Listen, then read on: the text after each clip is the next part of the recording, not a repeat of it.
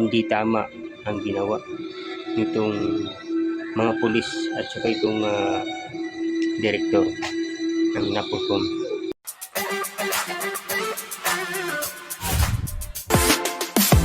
Pagharap ng aresto sa media, slander ba yan? May isang vlogger na inaresto for unjust taxation. Okay, fine. May kaso, may reklamo. Parte yan ng sistema. Pero ang tanong, bakit kailangan iharap sa media?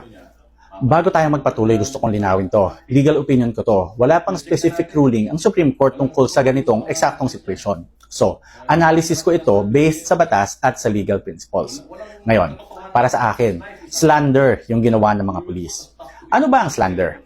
Ibig sabihin, may statement na binigkas na nakakasira ng reputation ng isang tao. Ang slander, pwedeng written, libel yon. Pwede ding oral defamation ang tawag doon. Pero, whether oral or written, ang importante, ang purpose ng mga statement ay siraan ang pangalan mo. Ang layunin ay ipakita na masama kang tao sa paningin ng publiko. Now, think about it. Kapag inaresto ang isang tao for unjust taxation, which is a relatively minor offense, at saka iniharap sa media, ano ang purpose nun? Para ba sa investigation? Hindi. Para ba sa due process? Hindi rin. Requirement ba siya ng batas? Hindi pa din. So, obvious na ang effect niya at ang posibleng purpose ay ipakita sa publiko na ito ang may sala. Pero sandali lang ha, may presumption of innocence tayo. Constitutional right yan. Hanggat walang final conviction, presumed innocent ka. So, kung iharap ka sa media habang nakaposas, may police escort, may camera na nakatutok, anong mensahe ang ipinapadala o ipinapakita sa publiko? Guilty ka, di ba? At kung ang effect nito ay siraan ang reputation mo, that is definitely slander. Kasi tandaan natin, slander is not about false statements. Kahit totoo, pwedeng maging slander. Basta ang statement ay ginawa para manira, to dishonor or to discredit a person. So, para sa akin pwedeng makasuhan ng slander ang mga pulis na yan. Tama naman guys, dapat talaga managot dito yung mga kapulisan. Ito yung nagpakana dito sa nangyari.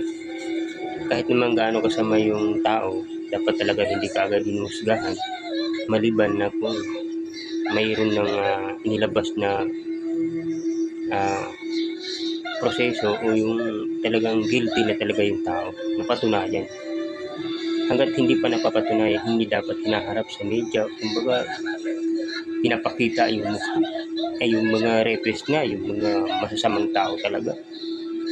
Na kahit napatunayan, hindi nila hinaharap sa media. Hindi nila pinapakita yung mukha. Diba?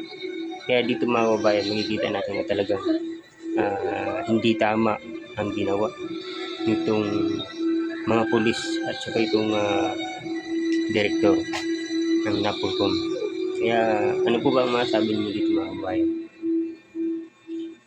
Hindi patas ang kanyang ginawa at saka mga kababayan, meron talaga silang paglabag dito. Dapat itong managot. So yun lang, maraming salamat.